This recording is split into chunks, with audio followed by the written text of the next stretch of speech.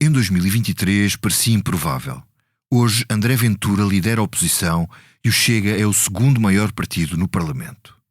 Para saber como chegámos aqui, o Expresso relança Entre Deus e o Diabo, o podcast narrativo que contou pela primeira vez a história de como André se tornou Ventura. Originalmente publicado em 2023, regressa agora com um episódio extra sobre a ascensão meteórica do Chega entre 2024 e 2025. Eu sou o Vítor Matos e este é o segundo episódio. Eu acredito que Deus me colocou neste lugar, neste momento.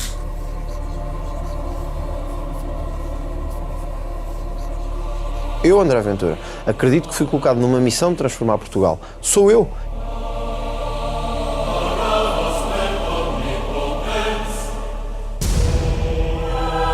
Eu prometo-vos com o meu sangue e com o meu corpo que se nos derem uma maioria qualificada amanhã, nós vamos cumprir o destino que temos que cumprir e levar o Chega ao governo de Portugal em 2026.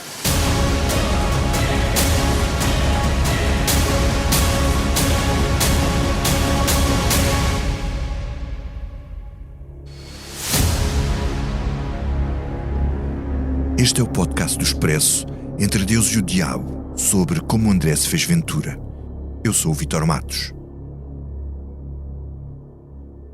Hoje, se não tivesse sido Deus e a religião, eu provavelmente era um taxista em Algueirão Mem Martins. Hoje eu olho e vejo que há duas realidades, há antes e há depois, tanto que a realidade religiosa nunca mais me deixou. Olho. Neste momento, André Ventura pega numa moldura com uma fotografia que estava em cima da secretária para me mostrar como um certo padre teve tanta influência na vida dele. Há mensagens cuidadosamente colocadas nas mesas dos políticos e esta era uma informação importante para descodificar a biografia de André Ventura. Era o caso daquele retrato na secretária do líder do Chega, quando ainda era deputado único e quando lhe fiz a entrevista de vida de 40 minutos que deu origem a este podcast. Era a imagem emoldurada que ele agora segurava na mão. Não era da mulher, não era dos pais, nem da coelhinha Acácia, nem de um papa, nem sequer de um político de extrema-direita estrangeiro. Era uma foto tirada em 2005, de um sorridente estudante universitário de 22 anos com um padre de camisa e cabeção. Um padre chamado Mário Rui Pedras, o seu confessor e diretor espiritual. Pároco de São Nicolau, uma igreja especial na Baixa de Lisboa, onde se celebram missas tridentinas em latim e em cuja residência André Ventura viveu depois de sair do seminário. Em cima de um armário, mas não na secretária, aí sim podíamos ver a fotografia da mulher Dina Nunes, mesmo ao lado de uma imagem de Nossa Senhora de Fátima, junto a Pedro Passos Coelho. Sim, uma foto de Pedro Passos Coelho na sala do líder do Chega, o presidente do PSD que o segurou como candidato em Loures nas já longínquas autárquicas de 2017, quando tudo começou.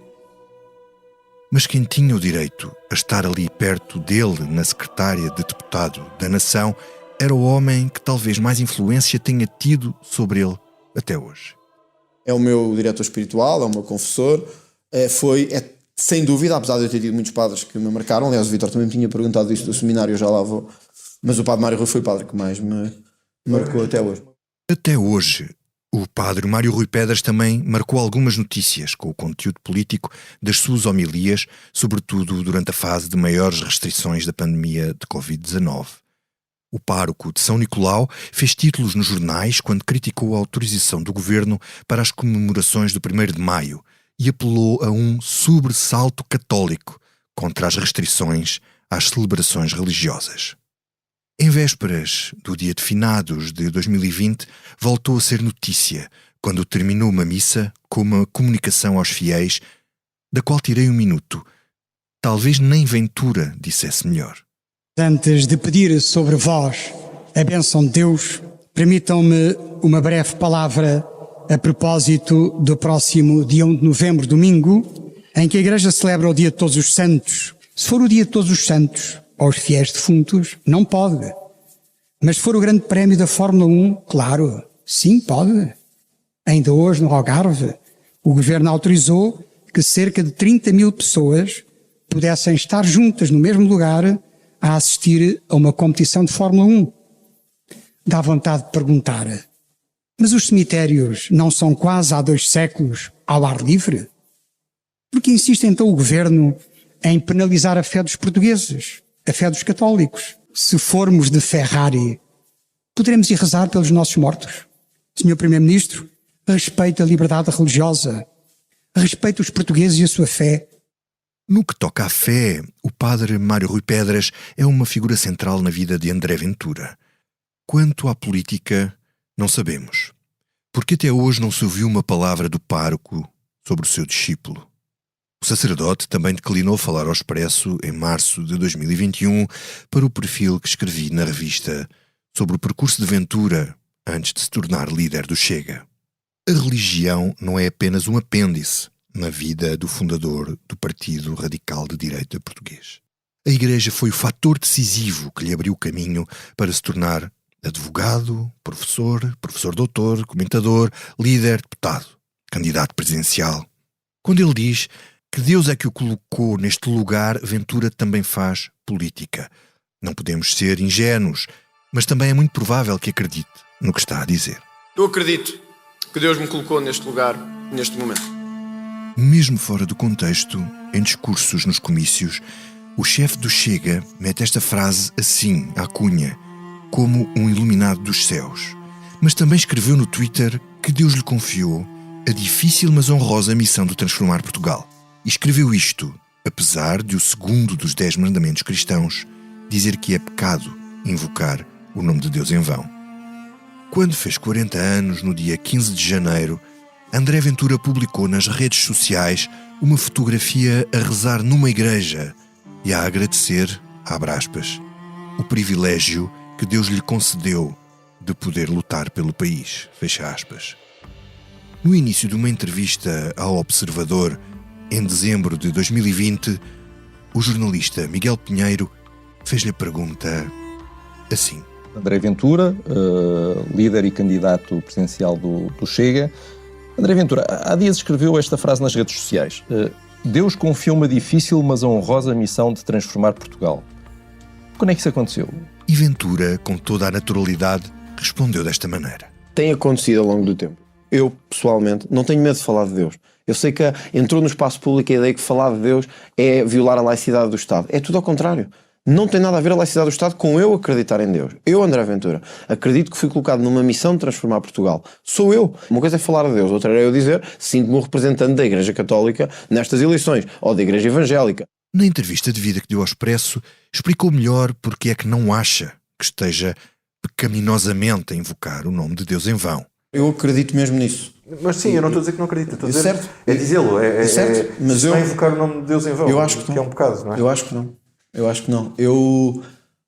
Olha, com o Vítor veio cá entrevistar-me quando foi a altura das presidenciais, para além da quantidade de símbolos religiosos com que eu ando sempre, olha, está a ver, se olhar ali para trás, vê uma cruz sempre ao pé da minha fotografia, uns que trás também, de Fátima.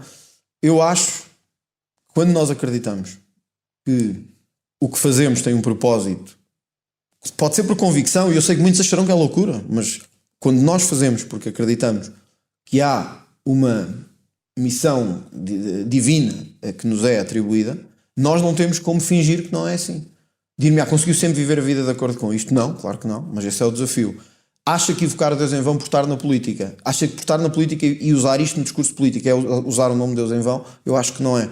Acho que marca uma diferença axiológica entre eu, que não me considero um político normal, mas admito que alguns vejam isto como um ego muito grande e um achar que foi escolhido a dedo para fazer as coisas, e eu que tenho a convicção firme, porque sei o que me aconteceu na vida.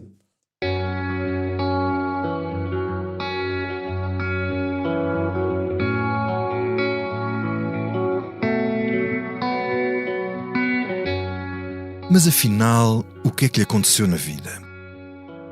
Foi uma epifania pelo final dos anos 90, em Algueirão, Mãe Martins, onde vivia com os pais e os avós. Quando se converteu, André era mais um adolescente entre a massa indiferenciada dos que cresciam naquele subúrbio gigante no concelho de Sintra. como ele próprio diz, talvez tivesse continuado entre essa massa indiferenciada se não tivesse sido a Igreja a transformá-lo ou a ajudar nessa transformação.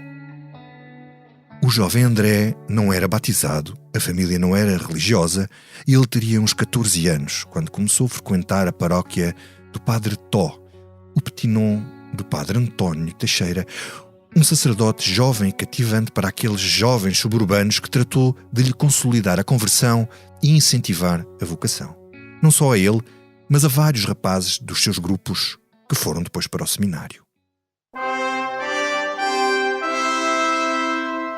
Enquanto André mergulhava em livros religiosos e fazia a primeira peregrinação à Terra Santa, nessa segunda metade da década de 90, Portugal vivia uma espécie de apaziguamento político a seguir à tensão social do fim do cavaquismo, quando o socialista António Guterres era primeiro-ministro e Marcelo Rebelo de Sousa liderava o PSD e a oposição. Vivia-se nessa época uma certa euforia de otimismo e confiança, com a Expo 98 a insuflar o orgulho nacional, o euro quase a chegar e o crédito fácil a alavancar o nível de vida das famílias de classe média, como era o caso dos pais dele, em Mem Martins, que a certa altura tinham deixado o apartamento para passarem para uma moradia. André Ventura não manifestava ainda ideias políticas, mas tinha um chamamento interior qualquer. O Padre Tó lembra-se bem do miúdo que lhe apareceu na paróquia por volta desse extraordinário ano de 1998.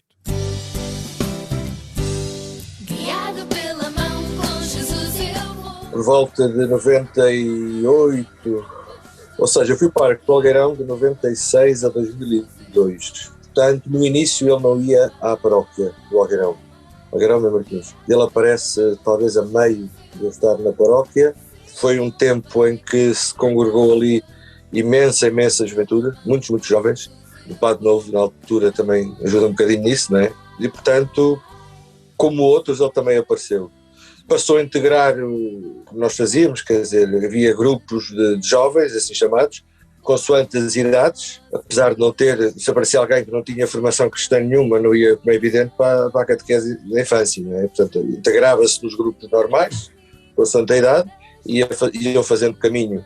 O André Ventura foi um desses, que depois ficou mais ligado à paróquia, precisamente, porque estava, como qualquer pessoa, creio eu, que se converte assim mais tarde, depois tem uma ânsia enorme, um desejo enorme de saber coisas, saber ideias, saber participar nos projetos. No meio dos católicos naturais, por educação e herança familiar, o adolescente recém-evangelizado sofreu o tropismo dos adolescentes e dos cristãos convertidos.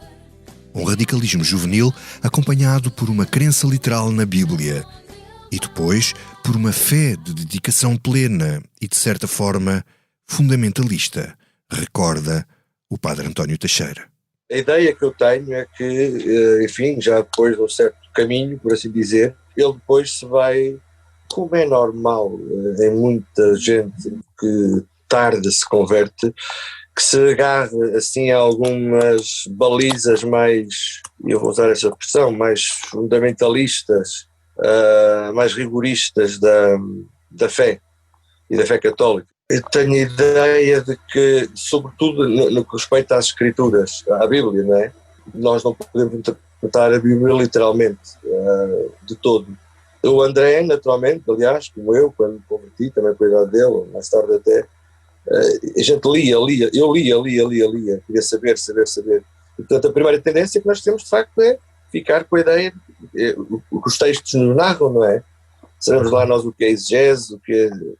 E, portanto, o André, como eu e outros, focávamos muito na literalidade do texto, não é?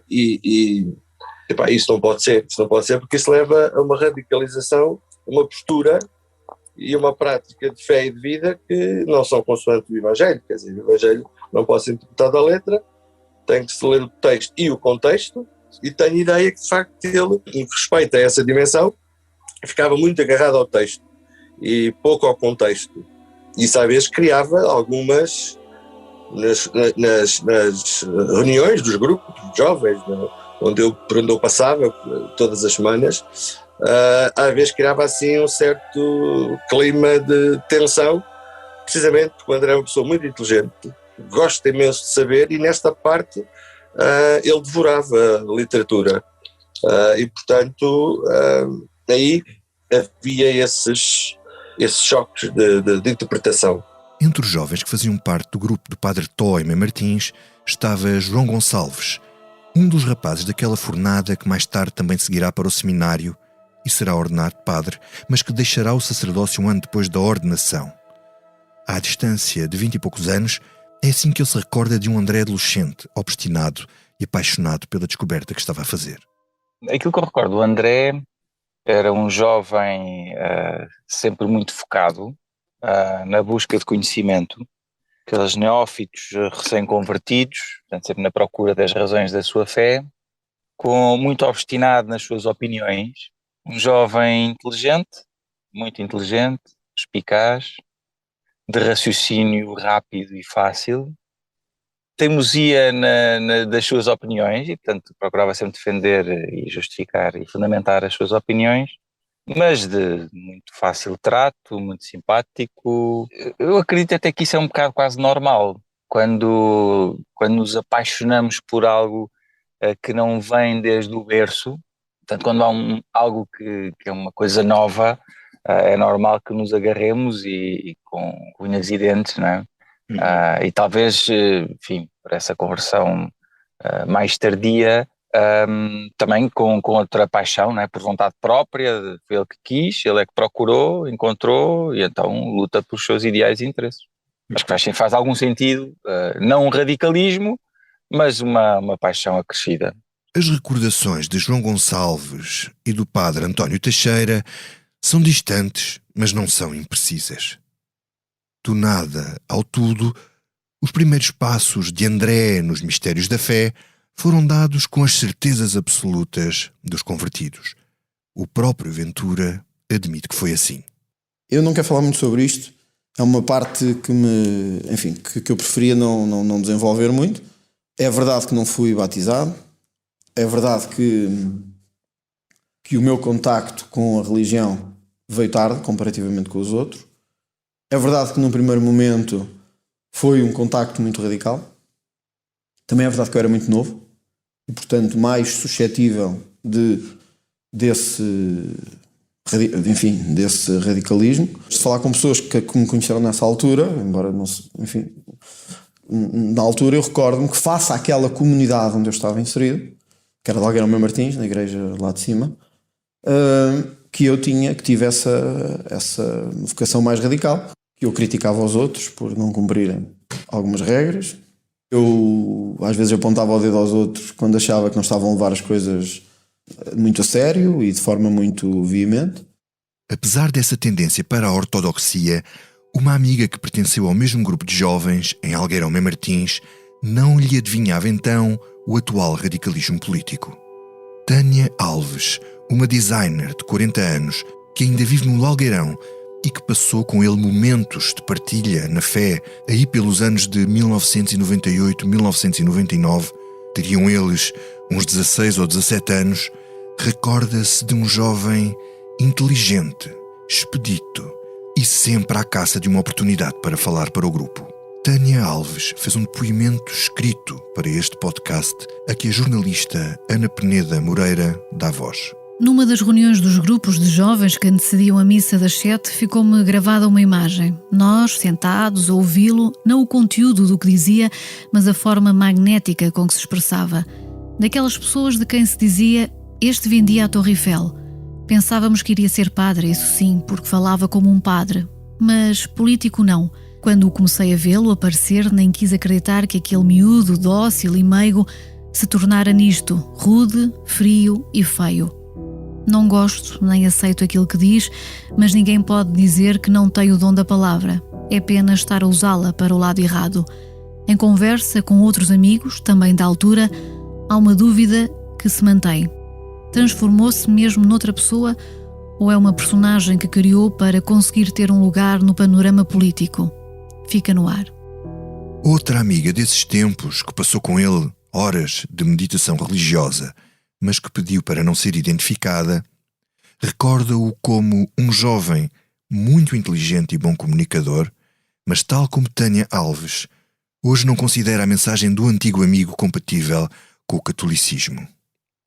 O que mudou foi a mensagem. Isso mudou radicalmente, disse-me essa velha amiga do jovem André. Na verdade, a Igreja mudou-lhe tudo. A transmutação permitiu-lhe fugir de um destino provável, é ele quem o diz, a guiar carros de praça e a maldizer pretos e ciganos, políticos e treinadores do Benfica. Por isso é que eu digo que se calhar era um taxista hoje na Algueirão Martins se não tivesse sido a religião e a Igreja. Portanto, eu devo tudo na transformação que isso me deu. E não consigo dissociar o meu discurso, nunca vou conseguir até morrer, nunca vou conseguir dissociar o meu discurso público da parte religiosa. E, enfim, isso mudou a minha vida para sempre. Eu acho que se tivéssemos que marcar... Olha, eu vou-lhe dar outro exemplo que não me perguntou, mas eu vou-lhe dar. Eu era um mau aluno até esta altura. Mau, não diria mau, não chumbei, mas era um aluno mau, medíocre, até este momento, até ter 14 anos, por aí. E nada teve que ver com o que aconteceu depois. Portanto, hoje as pessoas olham e veem um aluno que terminou o secundário com 18 valores e a universidade com 19, mas não foi assim nesse período anterior. Foram notas, eu penso que as notas na altura eram de 1 a 5, acho eu, não era? E eu andaria nos 3. Portanto, há um André antes foi aí que mudou tudo. Hoje eu olho e vejo que há duas realidades, já antes e há depois, tanto que a realidade religiosa nunca mais me deixou. E aqui voltamos ao início. O padre Mário Rui Pedras, que o apanhou numa fase mais madura, mas também de crise vocacional quando ele saiu do seminário, teve esse papel tão profundo de que é revelador o facto de fazer questão de me mostrar a fotografia que tinha em cima da secretária. O padre Mário Rui é um padre mais conservador do que na sua paróquia? Sim, muito mais. Os padres que eu tive no Algueirão, o padre Carlos e o padre António, tinham uma dimensão mais, como é que eu posso dizer, não é social no mau sentido para o padre Mário Rui, tem uma dimensão mais de relação com a comunidade, mais menos vocacional e espiritual e mais de proselitismo da ação social. O padre Mário Rui tem mais uma dimensão de proselitismo espiritual e de um conservadorismo de valores que também me marcou muito depois, já numa fase mais posterior, e é o meu diretor espiritual, é o meu confessor.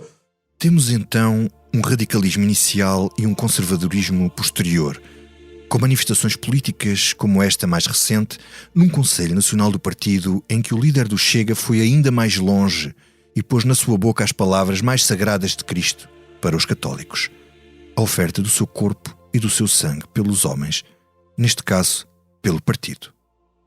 Eu prometo-vos com o meu sangue e com o meu corpo que se nos derem uma maioria qualificada amanhã, nós vamos cumprir o destino que temos que cumprir e levar o Chega ao governo de Portugal em 2026. Ventura apresenta-se assim, como as 5 chagas de Cristo que representam as quinas da bandeira nacional, como havia depois de dizer no mesmo Conselho Nacional a deputada Rita Matias.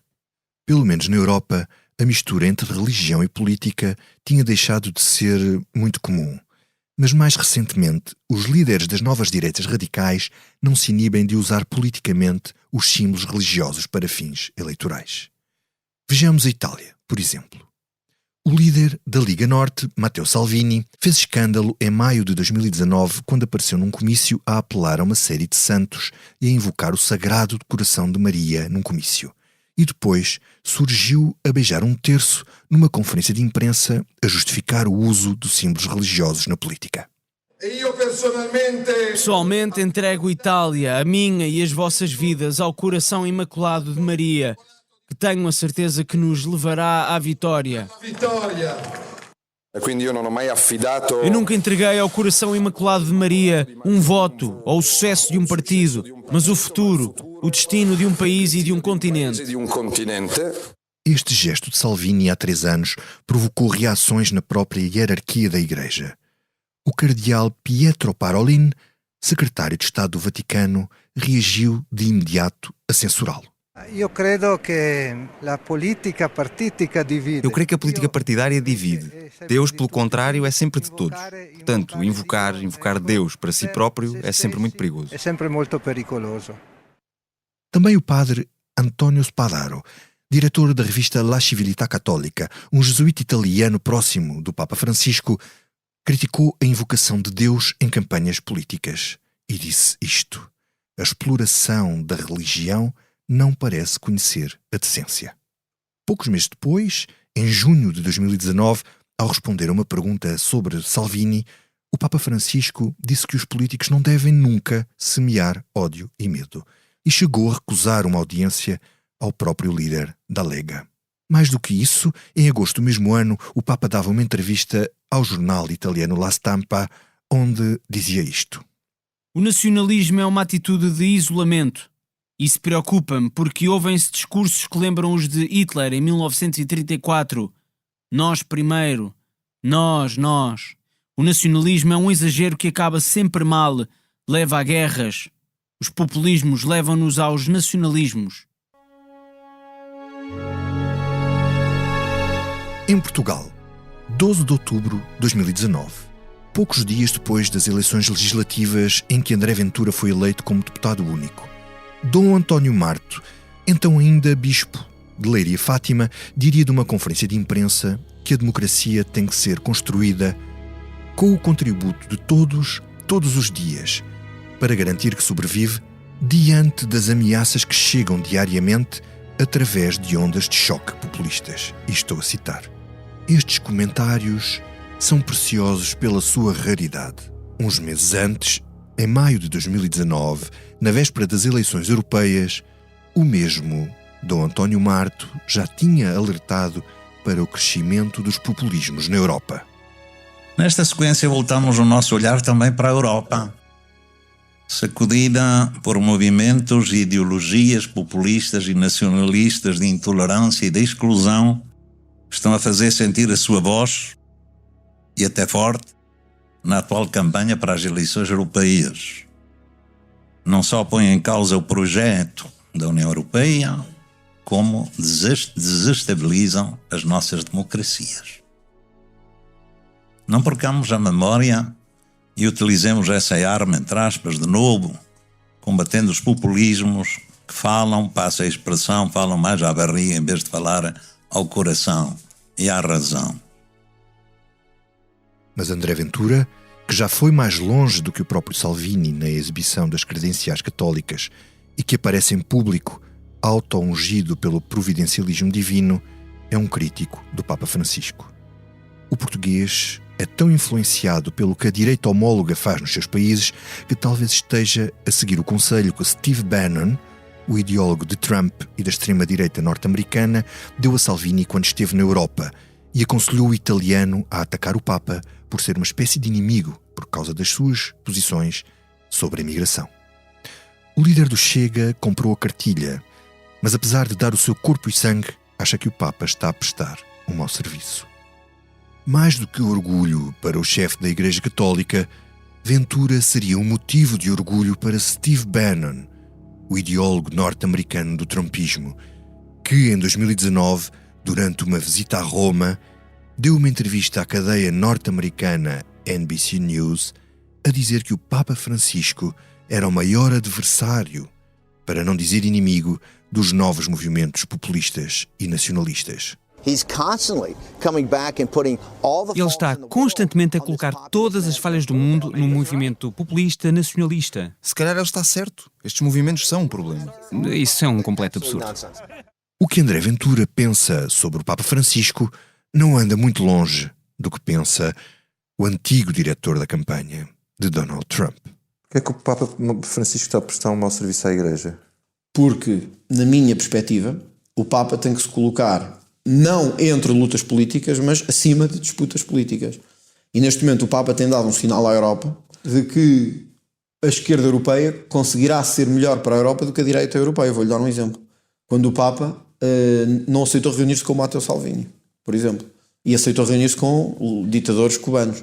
Quer dizer, quando nós fazemos isso, é legítimo, mas dá um sinal de que para ele, e ele é o representante de Jesus na Terra neste momento, Pedro, dou-te as chaves e o que abris no céu será aberto na terra e o que fechares no céu será fechado na terra. Mas ele não terá, por exemplo, uma visão bastante humanista, por exemplo, no que toca ao tratamento dos refugiados no Mediterrâneo? Admito que ele tenha perspectivas que colidam com as do Salvini em algumas coisas, como certamente terá com o Fidel Castro sobre o aborto, ou sobre a eutanásia, ou sobre o tratamento de prisioneiros, e não deixou de recebê-los. E optou por fazer esta ruptura. Portanto, não é por estar perto dos pobres que eu acho que um Papa deve estar. Aliás, é isso que diz o Catecismo da Igreja. Mas ao tomar opções políticas, o Papa prestou um mau serviço.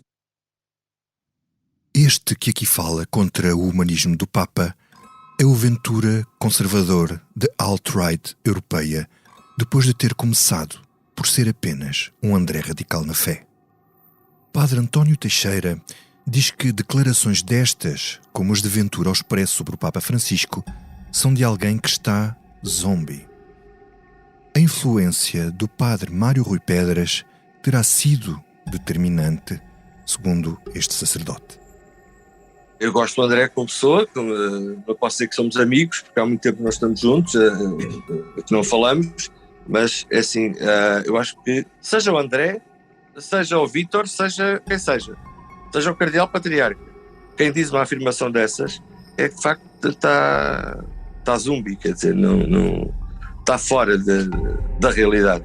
Se há alguém que fez bem ao cristianismo, fez bem à fé e à Igreja, foi este homem, este Papa Francisco. É claro que isso incomoda muita gente, né? Até muitos ditos católicos. O Papa Francisco, onde tem a maior oposição, é dentro da Igreja, toda a gente o sabe, não é? Porque somos uma Igreja ainda muito conservadora, muito fundamentalista, muito uma Igreja de ideias e não de vida, não é? Acha que há alguma influência da Igreja de São Nicolau nisto? Sem dúvida alguma. É nessa paróquia que, e digo isto sem papas na língua, que infelizmente ainda se celebram, ou já se celebram, todos os dias, missa tridentina, missa em latim. Quer dizer, isto não faz sentido. O Papa Francisco dizia no outro dia que quem não estiver dentro do Vaticano II, do Concílio Vaticano II, não está no coração da Igreja. Foi o Papa que o disse e, portanto, essas missas tridentinas, de facto, são pré-históricas, não faz sentido nenhum. E isto não nasce assim de um dia para o outro, não é? Esse ambiente, essa postura eclesial não nasce de um dia para o outro. Portanto, também aí houve um caminho, ou um descaminho. E quem lá viveu, o André viveu lá, não é? Foi bebendo dessa postura, dessa visão eclesiástica, não eclesial, eclesiástica, não é? E é natural que ele discorde do Papa Francisco, porque este Papa vem dar um murro na mesa, não é?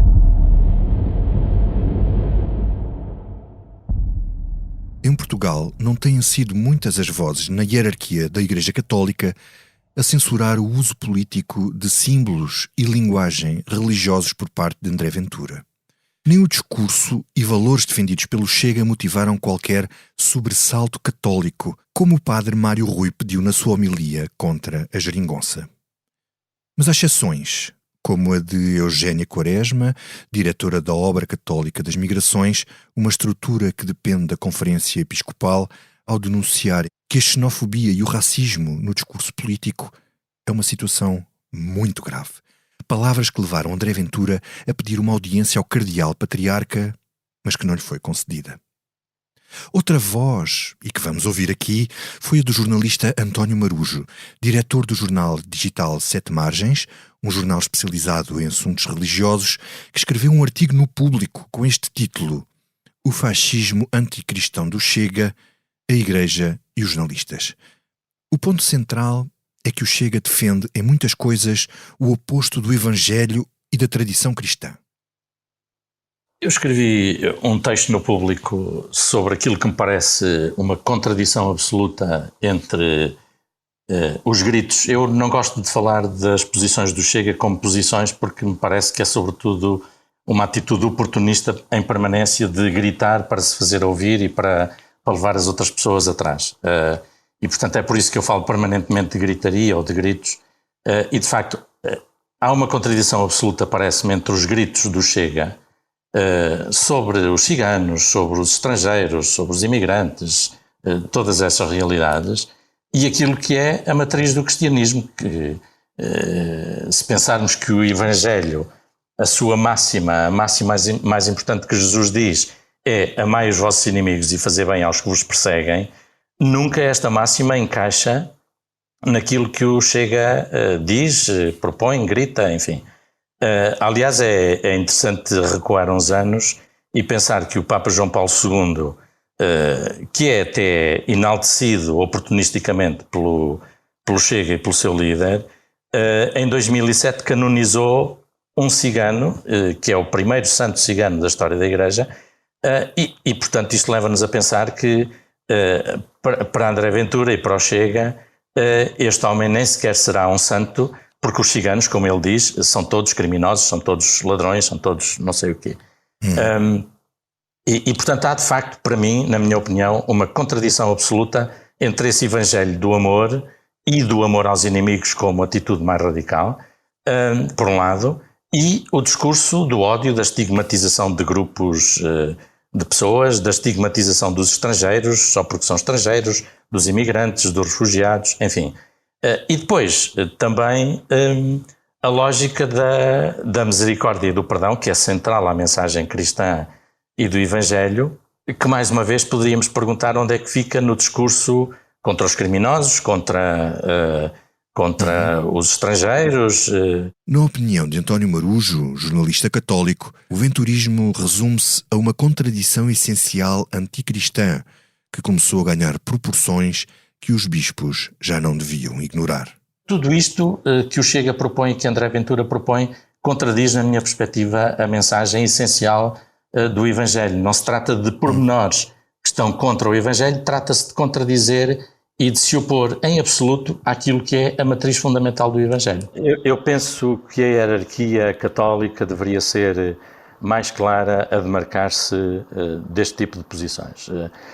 No princípio eu relativizava um bocado isso, até tinha pessoas que me diziam, mas porquê é que os bispos não dizem nada? Eu dizia, os bispos não têm que estar permanentemente a meter-se em tudo e a falar sobre tudo.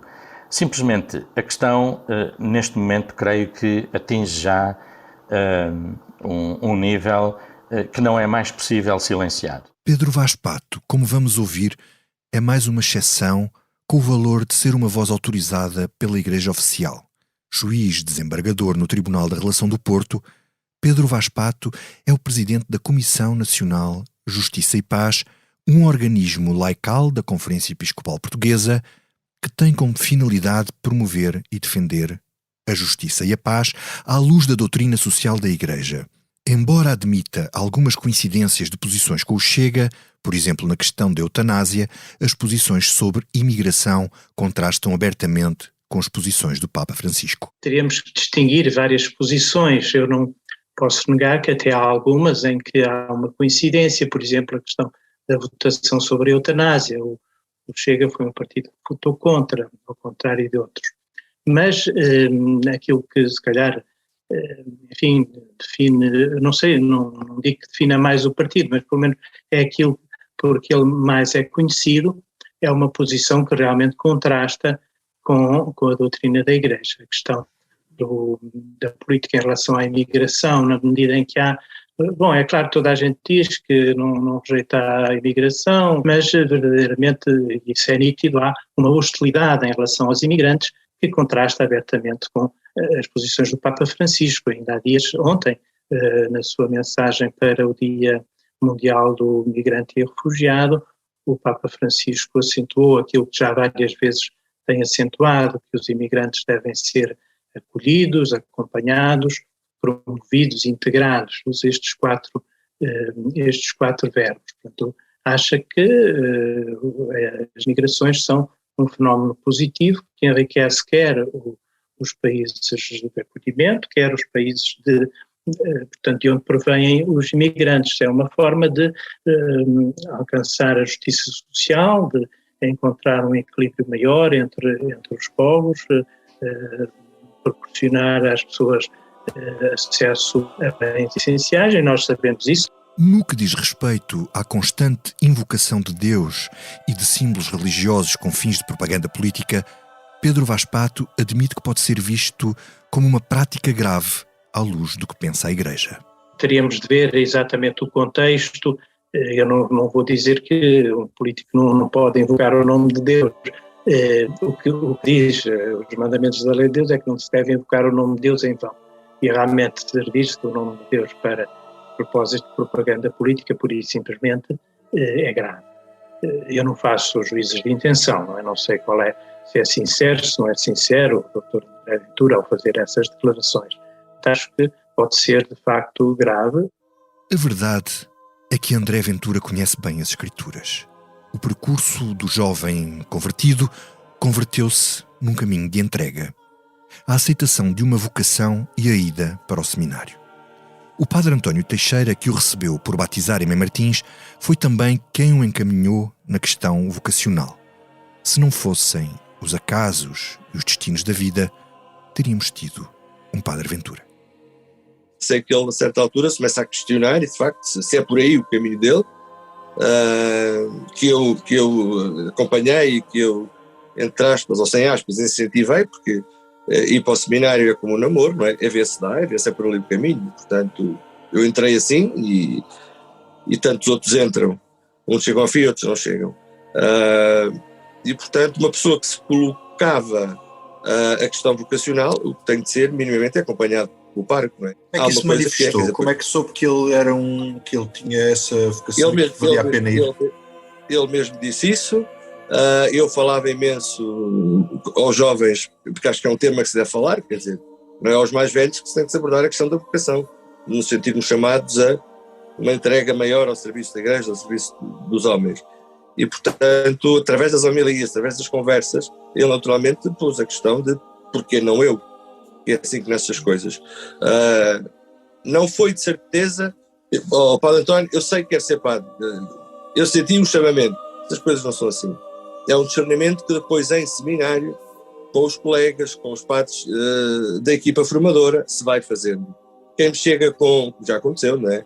Eu sei que vou ser padre, sei que Deus me chamou a ser padre, tenho certeza, pai, desconfio logo, não é? E portanto, estas coisas não funcionam assim de sagradinhos e chamamentos, não acredito nisso. De modo que ele apareceu com essa inquietação, foi ele e outros, o João, o Rui, esse Rui é padre, e o João foi, como sabe, depois deixou de ser, mas abandonou, ou deixou. Mas nasceu assim. O Hugo também entrou nessa altura, um outro Manel também entrou nessa altura, depois acabaram por não ser ordenados, saíram a meio ou antes de meio, mas portanto foram incentivados nesse sentido de vão descobrir. Apenas 3 anos depois de se ter batizado, depois de muitas leituras sobre questões religiosas, ele quis ser padre. Em 2001, aos 17 anos, foi estudar para o Seminário Menor do Patriarcado de Lisboa, em Torres Vedras, e fez o 12º ano no externato de pena firme em A dos Cunhados, em regime de internato. Eu fui para o seminário, como disse, estive no seminário em pena firme. Houve um padre que me marcou mais no seminário, que foi o padre Nuno Isidro, que era meu diretor espiritual, da dos Cunhados, embora nada comparável com o que depois viria a ser do padre Mário Rui. André tem aqui um paralelo com Adrian, o herói do romance de Thomas Mann, Dr. Fausto, escrito pelo autor alemão durante o nazismo e que no primeiro episódio deste podcast Ventura disse que o marcou muito na juventude. Antes de vender a alma ao diabo em troca de um talento excepcional para a música, Adrian tornou-se estudante de teologia, assim como André sentiu o chamamento vocacional para estudar no seminário. André diria mais tarde, numa entrevista, que nessa altura tinha a ambição de ser uma voz para alguma mudança na igreja, enquanto Adrian procurava na teologia o lugar onde o amor à sabedoria ascende à contemplação do ente supremo para atingir o cume da dignidade científica, onde o intelecto inspirado tem o objetivo mais sublime. Mas quando Adrian é tentado pelo diabo, o anjo da peçonha coloca-lhe na cabeça a semente de uma ideia perturbadora, de que Deus é capaz de fazer o bem a partir do mal. Esqueceste-te do que aprendeste na universidade? Que Deus pode fazer o bem a partir do mal e que não se deve limitar-lhe a oportunidade de o fazer? Embora o seminário o tenha marcado muito, André não foi longe no seminário, tal como Adrian não foi longe na teologia. Noutra passagem do Dr. Fausto, Adrian responde assim a um colega de curso. Tenho um pressentimento de que também na igreja não irei longe, mas o que é certo é que sem ela não me teria tornado teólogo. André, tal como Adrian, também não foi longe na igreja, mas sem ela talvez não se tivesse tornado político.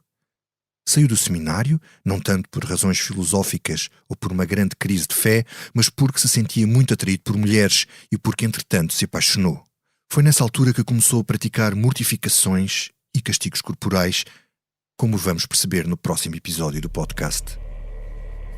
Entre Deus e o Diabo, como André se fez Ventura. Eu sou o Vítor Matos e este podcast tem a sonoplastia de João Luís Amorim e capa de Tiago Pereira Santos. O apoio à edição foi de David Diniz, Eunice Lourenço e Helder Gomes, e no apoio à produção esteve o João Martins. Nas dobragens, este episódio contou com as vozes de Rubem Tiago Pereira, João Amorim, João Diogo Correia, Helder Gomes e Ana Peneda Moreira. As redes sociais são da responsabilidade de Pedro Miguel Coelho e Pedro Almeida. A coordenação do projeto é de Joana Beleza. Não perca o próximo episódio sobre a crise de vocação e as mortificações do corpo.